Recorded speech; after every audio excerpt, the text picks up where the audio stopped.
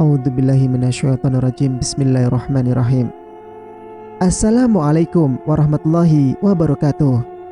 Kembali lagi bersama Mang Sukir, yang tentunya akan menemani teman-teman semua dengan sebuah kisah-kisah horor dan mistis. Yang kali ini akan melanjutkan cerita yang sebelumnya, yang berjudul Memutus Jerat Pesugihan. Cerita ini ditulis oleh Ramdan Nahdi. Dan bagi teman-teman yang penasaran dengan sang penulis, teman-teman bisa langsung cek link yang saya sudah siapkan, ada di kolom deskripsi. Oke, tak usah berlama-lama, bagaimanakah untuk kelanjutan cerita kali ini? Ini dia kisahnya. Selamat mendengarkan. "Mati kau anak kecil," ucap genderuwo itu, lalu pergi meninggalkan tubuh Ilham dengan membawa Sukma Ilham bersamanya. Spontan, si hitam langsung mengejarnya. "Dia sudah datang," ucap si King Kong. "Siapa?" "Raksasa itu." "Aku tidak melihatnya." Si King Kong mengarahkan penglihatanku lebih jauh di sebuah gunung. Sesosok makhluk bertubuh sangat besar sedang berjalan ke arah kami. Kulitnya berwarna merah mengkilap, berambut panjang, dan berkuku tajam. Bagian yang paling menakutkan adalah wajahnya. Dia memiliki 3 mata yang besar. Mulutnya yang lebar itu terus menganga, memamerkan deretan gigi tajam dengan 4 taring panjang. Lidahnya pun menjulur sampai menyentuh perutnya. Aku hanya bisa mematung melihatnya. Perlahan dia terus mendekat sambil menggoyang-goyangkan tangan serta pinggulnya. Kakinya seperti sedang menari. "Makhluk apa itu, Kong?" tanyaku sambil terus menatap raksasa itu yang semakin mendekat. "Kami menyebutnya sebagai iblis, raja dari para jin pesugihan. Dia sangat kuat," balas si King Kong. "Apa kamu bisa melawannya?" "Mungkin." Aku menoleh ke arah si King Kong. Badannya yang kecil itu kini semakin membesar sampai menyamai raksasa itu. Bulu putihnya pun sudah berubah menjadi warna merah. Tidak ada lagi senyuman atau suara tawa darinya. Sekarang, dia hanya menatap ke depan, menanti kedatangan raksasa itu. "Hahaha." Raksasa itu tertawa. Suaranya sangat besar, membuat telingaku berdenging. "Mati kau." Dengan cepat, raksasa itu berlari ke arahku. Larinya cepat sekali. Hanya hitungan detik, dia sudah sangat dekat denganku. Bak! Terdengar suara benturan keras. Ternyata si King Kong sedang menahan raksasa itu untuk tidak mendekat. Dia memegang tubuh raksasa dengan kedua tangannya. "Hahaha. Itu saja kemampuanmu, monyet kecil," ejek si raksasa. "Amir, berdoa," ucap si King Kong. "Doa apa?" tanyaku. "Apa saja cepat. Saya tidak bisa menahannya lebih lama." Aku mencoba konsentrasi, lalu mulai membaca ayat kursi. Aneh, setiap kali mendengar raksasa itu tertawa, tiba-tiba hafalan suratku buyar. "Tutup mata dan telingamu, Amir. Dia hanya menggertak." Tapi apa?" Setiap aku tutup mata, wajahnya malah semakin jelas. "Lebih baik kamu lihat wajah anak itu." Aku memandangi wajah Ilham yang terbaring di atas kasur. Sejak tadi hanya diam, tak bergerak. Tatapannya kosong, dengan mata melotot, menatap langit-langit. Apa kamu tidak kasihan dengan anak itu? Tanya si King Kong. Kasihan, Balasku. jadi cepat, baca doa, jangan takut. Ku ambil nafas panjang, lalu mulai melafalkan ayat kursi. Usahaku berhasil. Raksasa itu mulai sedikit melemah, dan dia berhasil dipukul mundur. Tiba-tiba, raksasa itu berteriak. Suara sampai memakakan telingaku. Kepalaku pun tiba-tiba pusing sekali. Ah, sial, Keluh si King Kong. ada apa Kong? Dia mengambil anak buahnya. Jika diibaratkan dengan bisnis, pesugihan ini mirip dengan MLM, multi level marketing. Raksasa itu posisinya berada di paling atas. Dia memiliki tangan kanan, salah satunya genderuwo yang masuk ke dalam tubuh Ilham. Selain itu, masih banyak lagi. Setiap tangan kanannya memiliki anak buah lagi. Begitu seterusnya. Sampai di deretan bawah, ada kumpulan jin korin dari orang yang melakukan perjanjian.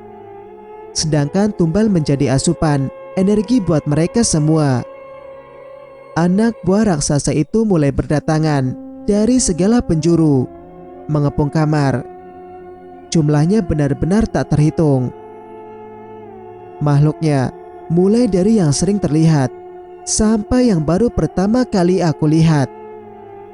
Salah satunya adalah sesosok makhluk besar, berbentuk seperti anjing. Makhluk apa itu Kong? Tanyaku penasaran. Jin pelahap. Balasnya. Pelahap bagaimana? Dia itu pemakan para jin. Aku baru pertama kali lihat. Dia yang mengawasi jin lain dalam rantai pesugihan. Jika ada yang membangkang, maka diancam akan dimakan olehnya. Sekarang harus bagaimana? Apa kamu sanggup melawan mereka semua? Tanyaku. Tentu tidak. Tapi aku tidak mau mati konyol di sini. Ucapnya, lalu mulai memanggil anak buahnya. Kong, aku khawatir. Apa yang kamu khawatirkan? Tugasmu hanya berdoa, itu saja. Setidaknya dengan berdoa, ada energi positif untuk makananku. Bukan itu. Aku khawatir dari tadi si hitam tidak kembali juga. Aku takut dia kenapa-napa. Hahaha, kamu terlalu meremehkannya. Melawan puluhan genderuwo tadi saja dia sanggup. Jadi tidak perlu mengkhawatirkannya. Tugasmu hanya satu, berdoa agar sukma Ilham bisa kembali ke tubuhnya. Kasihan anak itu. Sekarang pasti sangat menderita. Baiklah. Aku kembali melafalkan ayat kursi dan An-Nas berulang kali. Si King Kong sudah memanggil teman-teman dan anak buahnya. Mereka semua sudah siap bertarung, hidup atau mati. Memang terdengar konyol, tapi mereka pun bisa mati dan binasa. Terdengar suara ledakan dan benturan saling bersahutan. Pertempuran sudah benar-benar dimulai. Target utama si King Kong adalah menangkap raksasa itu. Namun dia kesulitan mendekat karena terlalu banyak anak buahnya yang menghadang. Ampun. Aduh, sakit. Itulah kata-kata yang kudengar selama pertempuran itu. Dari kedua belah pihak, sudah banyak yang gugur. termasuk anak buah si King Kong. Aku senang dia masih berdiri tegap, menghancurkan anak buah raksasa itu satu persatu. Ini pertama kali aku lihat amarahnya. Gara-gara terlalu mengkhawatirkan si King Kong, aku malah kehilangan fokus. Tiba-tiba, ada dua genderuwo yang mendekat. Mereka menarik tangan kanan dan kaki kiriku. Saking kencangnya, tubuhku sampai sedikit melayang. "Au!" teriakku kesakitan. "Aduh!" Mereka terus menarikku. Pintu kamar terbuka. Tiba-tiba Denny masuk ke dalam. "Kenapa lo, Mir?" tanyanya. "Lo napa masuk ke dalam?" balasku. "Abis lo teriak-teriak." "Cepetan keluar." Denny tidak menuruti perintahku. Dia malah melihat sekeliling kamar. "Astagfirullah, banyak amat," ucapnya. Bruk. Tiba-tiba Denny ambruk. Kedua genderuwo yang tadi menarikku kini berusaha menarik sukma Denny. "Mir, tolong," ucap Denny kesakitan. "Aduh, udah dibilang keluar." Belum sempat aku mendekat, kedua genderuwo itu sudah lari terbirit-birit. "Belang," ucapku melihat sesosok macan besar yang baru saja datang. "Tuan Brosman juga datang," sambungku ketika melihat seorang pria Belanda yang sedang menunggangi kudanya. Mereka berdua memang penjaga ibu, tapi sering membantuku ketika menghadapi hal-hal seperti ini. "Amir, biar saya yang jaga. Aku tahu kamu ingin sekali mencicipi anjing itu kan?" ucap Tuan Brosman pada si belang. "Kamu tahu saja," balas si belang, lalu masuk ke arena pertempuran. "Udah, Den, gak apa-apa. Lo keluar aja dulu." Aku sampai lupa kalau Denny masih ada di belakangku. "Lo bantu doa aja, terus habisin yang ada di sekitaran rumah," sambungku. "Oke Mir," ucapnya lalu keluar kamar. Aku kembali mengamati pertempuran. Si King Kong masih belum sanggup mendekati raksasa itu. Anak buahnya seperti tidak ada habisnya, terus bermunculan. Di sisi lain, si belang sedang berduel dengan si pelahap, alias sosok yang menyerupai anjing besar. Masih belum kapok, kedua genderuwo itu datang lagi membawa teman-temannya. Tuan Brosman meminta izin untuk melawan mereka.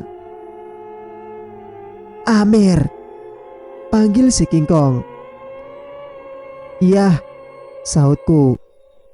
"Kenapa kamu tidak lanjut membaca doa?"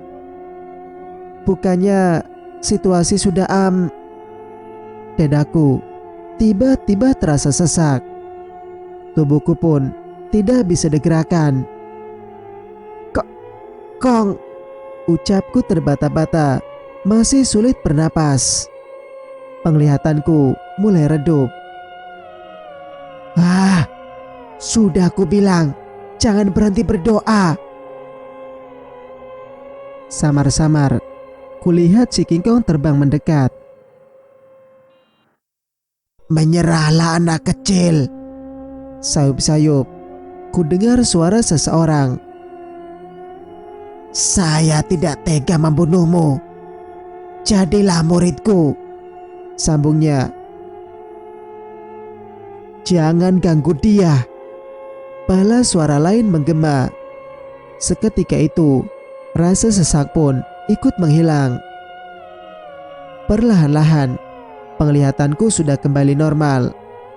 Seseorang sudah ada di hadapanku. Sosok yang sudah pasti ku kenal. Dia menggunakan kuda putih dan tangan kanannya memegang tongkat kayu. "Kakek," sapaku. Dia hanya membalasku dengan senyuman. Di belakangnya ada si King Kong yang sedang mencabik-cabik sesosok siluman ular. "Hei kakek tua, ini bukan urusanmu." Suara itu kembali terdengar. Suara orang yang tadi memintaku menyerah ternyata berasal dari Sukma sang dukun. "Dia adalah cucuku," balas kakek. Kakek tidak datang sendirian. Si burung emas ternyata ikut dengannya. Kakek langsung memerintahkan dia untuk masuk ke dalam tubuhku supaya anak buah dukun itu tidak bisa menyakitiku lagi.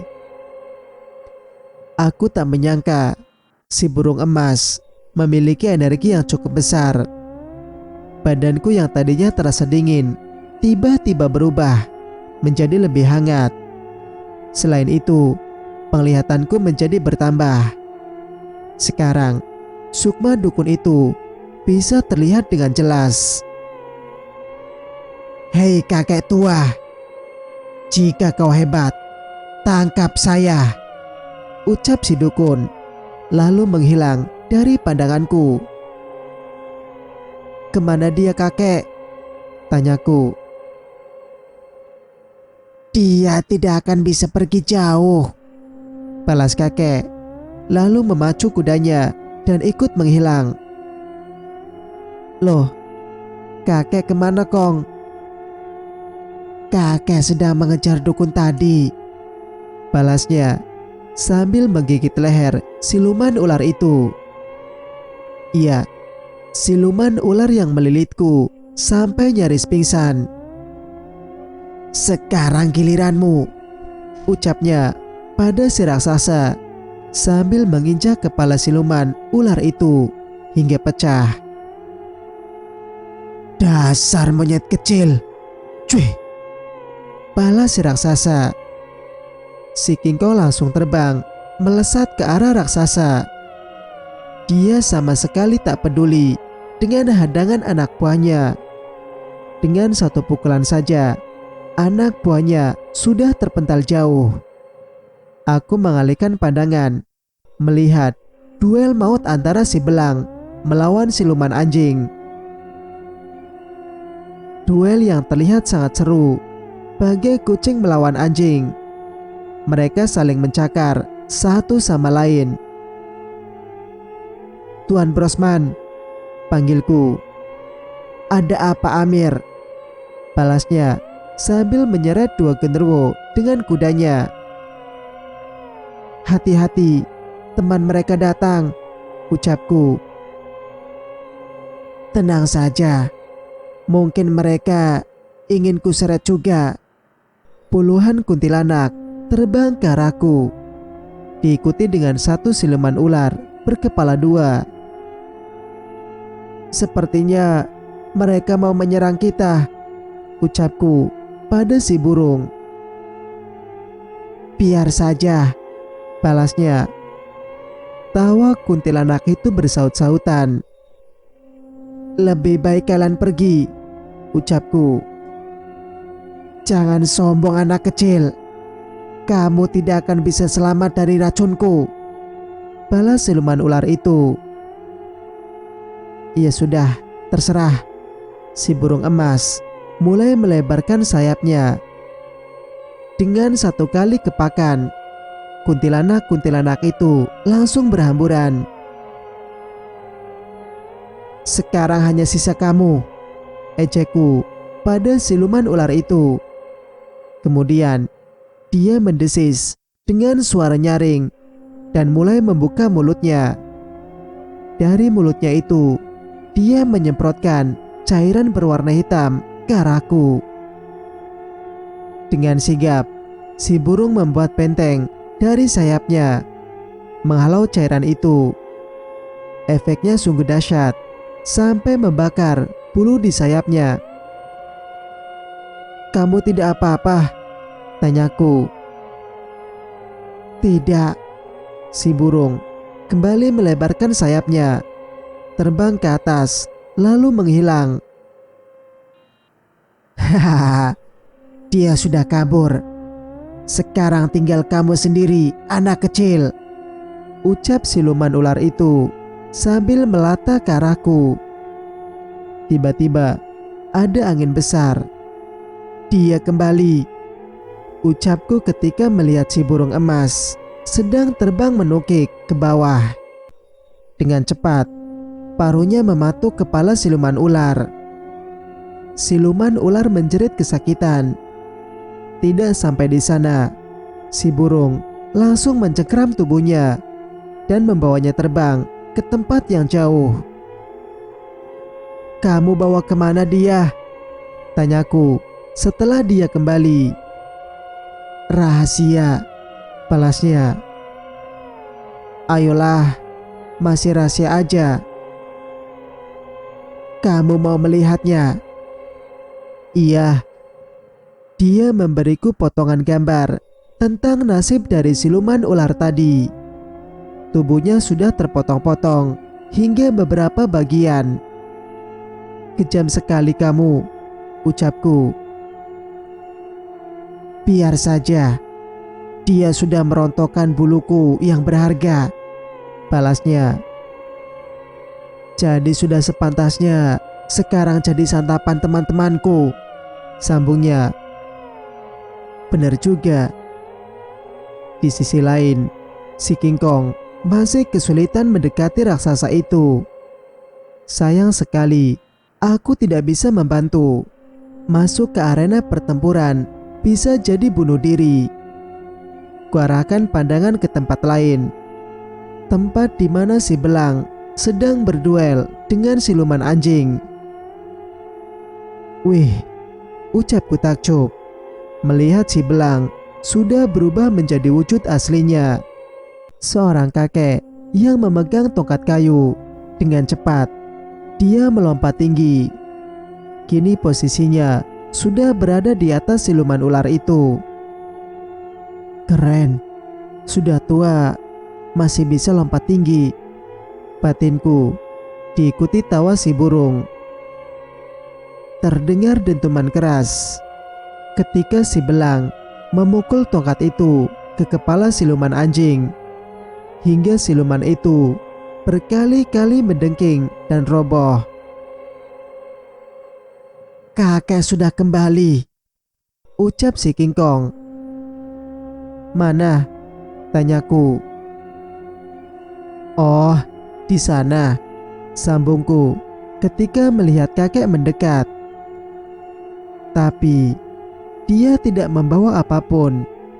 Apa sukma dukun itu berhasil lolos? Kakek, panggilku.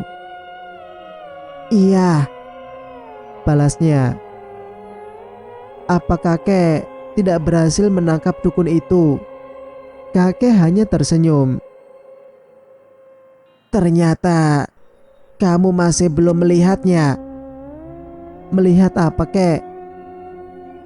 Coba perhatikan anak kecil itu. Mataku langsung tertuju pada Ilham yang masih terbaring di atas kasurnya. Mata Ilham berkedip. Apa kakek berhasil mengembalikan sukma Ilham? Lantas kemana si hitam?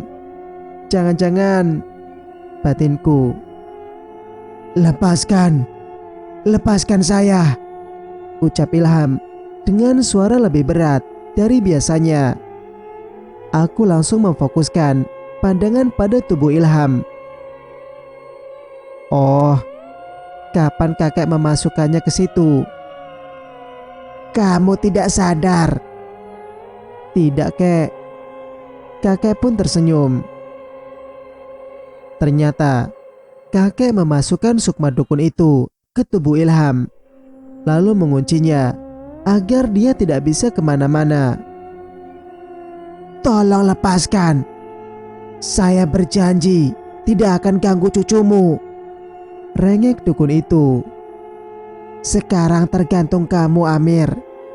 Mau kamu apakan dukun ini Kakek mau bantu murid kesayangan kakek dulu, ucap kakek. Dengan cepat, dia melesat ke arah si King Kong. Lepaskan saya anak kecil. Zzz, udah diikat, masih sombong. Manggil anak kecil. Aku bisa memberimu kekayaan. Enggak. Jabatan. Atau kamu bisa memilih wanita manapun untuk menjadi kekasihmu. Udah deh, diam dulu. Gak tahu lagi fokus liatin kakek apa. Dari tadi mataku tidak bisa lepas dari kakek. Sosok yang selalu tampak tenang itu kini sedang masuk ke arena pertempuran. Tongkat kayunya sudah berubah menjadi cambuk bercahaya putih. Setiap dia menebaskannya, terdengar seperti suara petir. Setelah itu, anak buah si raksasa sudah banyak yang terkapar. Ketika melihat anak buahnya sudah terkapar dan lari berhamburan, raksasa itu pun melarikan diri. Si King Kong dan kakek langsung mengejarnya. Hei anak kecil, panggil si dukun. Apaan? Saya juga punya banyak pusaka seperti itu. Jika kamu mau, saya akan berikan beberapa. Asalkan kamu mau melepaskan ikatan ini. Sepertinya si dukun tahu kalau dari tadi aku memperhatikan cambuk itu. Tidak perlu.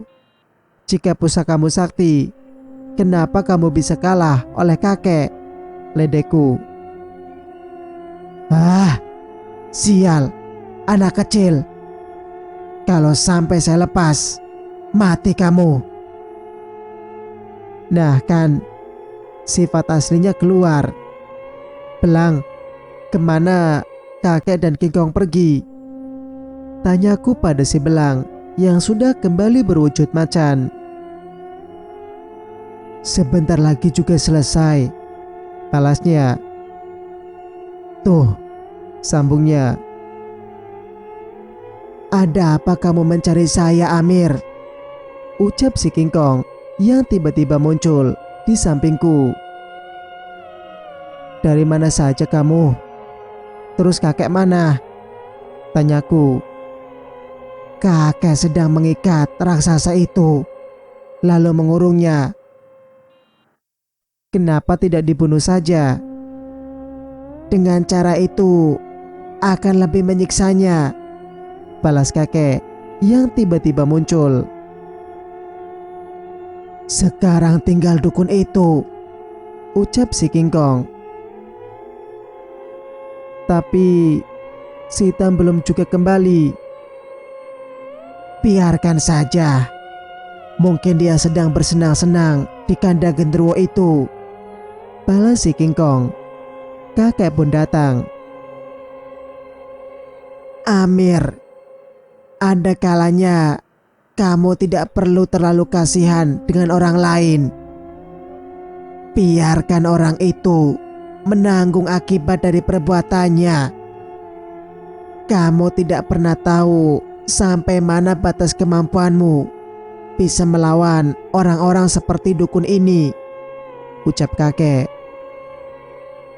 Apakah kamu tidak mempelajari perjalanan hidup ayahmu? Jika kamu terus mengambil resiko besar, maka bisa jadi kamu akan berakhir sepertinya, sambungnya. Tapi kek, Ilham tidak tahu apa-apa, balasku. Memang, tapi ketika kamu mencampuri urusan mereka, maka tidak hanya kamu saja yang terancam, tapi keluargamu juga. Kakek sangat yakin kejadian ini masih akan berlanjut dan kamu harus benar-benar siap. Marahi aja kek. Memang anak ini keras kepala, ucap si King Kong. kamu juga. Saya utus sebagai penjaga utamanya. Kenapa pada saat itu tidak menasehatinya? Malah berkeliaran, main bersama teman-temanmu, balas kakek. Rasain, diomelin juga, ucapku puas. Tidak lama kemudian, si hitam datang dengan membawa Sukma Ilham bersamanya. Ilham tidak henti-hentinya menangis. Kasihan, dia pasti sangat ketakutan disekap di dalam kandang genderuwo. Lama sekali kamu hitam, ucapku menyambutnya. Maafkan saya, balasnya. Kamu melewati pertempuran seru tadi. Maaf tidak bisa membantu. Genderuwo itu cukup membuat saya kerepotan. Sekarang tinggal kamu pikirkan, bagaimana nasib dukun ini, Mir? Ucap si King Kong. Aku. Iya, kamu harus bisa mengambil keputusan yang tepat, ucap kakek. Ya, lepaskan saja. Toh dia juga sudah kapok, balasku. Duh, bodohnya anak ini, ejek si King Kong. Terus harus gimana? Kakek mendekati kasur dan meletakkan tangan kanan di dada Ilham. Lalu dia mulai membacakan sesuatu. Ah, sakit, ampun, ucap dukun itu meronta-ronta. Ulurkan tanganmu, Amir, perintah kakek. Dia memberiku 3 buah bola cahaya. Jika kamu menghancurkan salah satunya, maka dukun ini akan terus gelisah. Jika kamu menghancurkan 2, maka dukun ini akan kehilangan akal. Dan jika kamu hancurkan semua, maka tidak lama dukun ini akan mati.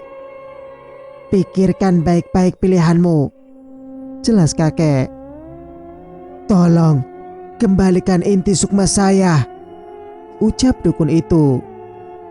Aku termenung melihat 3 inti sukma dukun itu yang ada di tanganku. Rasanya dilema sekali, harus menjatuhkan pilihan kemana. Tidak menghancurkan satupun berarti ada kemungkinan dia bisa balas dendam. Jika dihancurkan 1, dia hanya akan stres atau gelisah. Itu berarti masih ada kemungkinan dia balas dendam. Apa aku harus membuatnya gila supaya dia tidak ingat semua kejadian ini? Atau aku hancurkan semuanya saja? Jika dia mati, maka urusan ini akan cepat selesai. Sumpah, aku bingung. Cerita pun bersambung. Bagaimana menurut pendapat kalian? Jika kalian suka dengan ceritanya, jangan lupa untuk like, komen, dan subscribe channel ini agar bisa mendengarkan cerita-cerita berikutnya. Wassalamualaikum warahmatullahi wabarakatuh.